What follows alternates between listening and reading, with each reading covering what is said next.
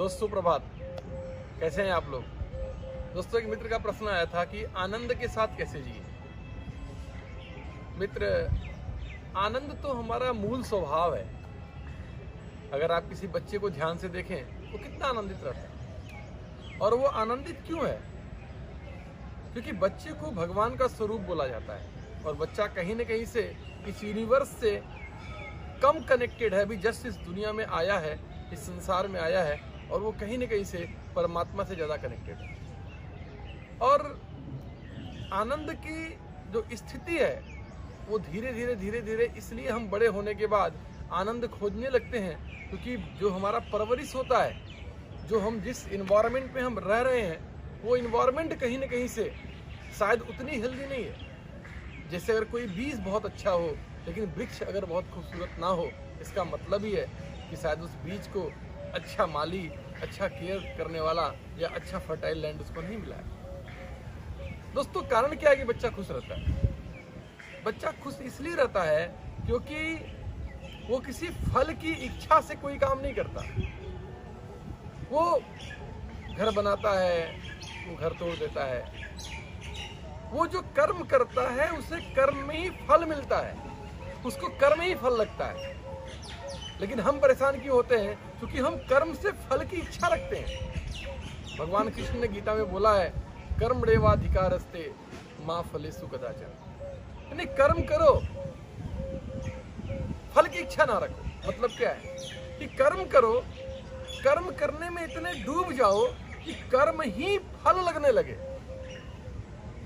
और दोस्त आप देखते होंगे अक्सर जब हम थक जाते हैं काम करते करते, तो हम आनंद लेने के लिए कोई ऐसा कर्म करते हैं जहां कर्म और फल साथ साथ चलता है। जैसे हम टेलीविजन देखते हैं तो हम फल के लिए नहीं देखते हैं, हम टेलीविजन देखना ही हमें मजा देता है, फल मिलता है, वो आनंद देता है।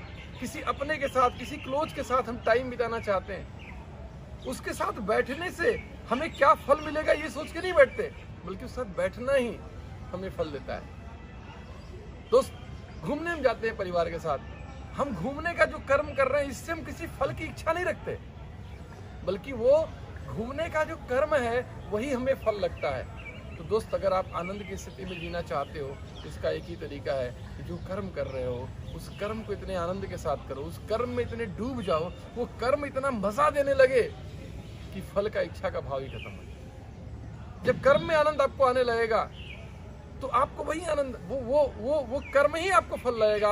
यानी कोई भी ऐसा काम जिस काम में कर्म और फल साथ साथ चल रहा हो, आपको आनंद ही आनंद रहेगा। दोस्त आज आप जो अपना जॉब कर रहे हैं, जो आप बिजनेस कर रहे हैं, आप किसी फल की इच्छा से कर रहे हैं, इसलिए आप वहां पे थक जाते हैं। किसी ने कहा है कि जिससे आपको प्यार है उससे शादी कर लो, या जिससे शादी हो गई है उससे प्यार कर लो।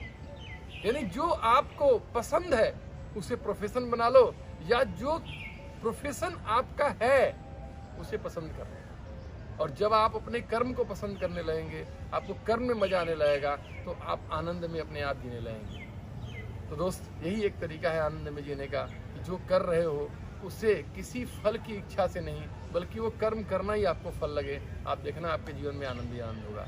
Thank you very much. नमस्कार।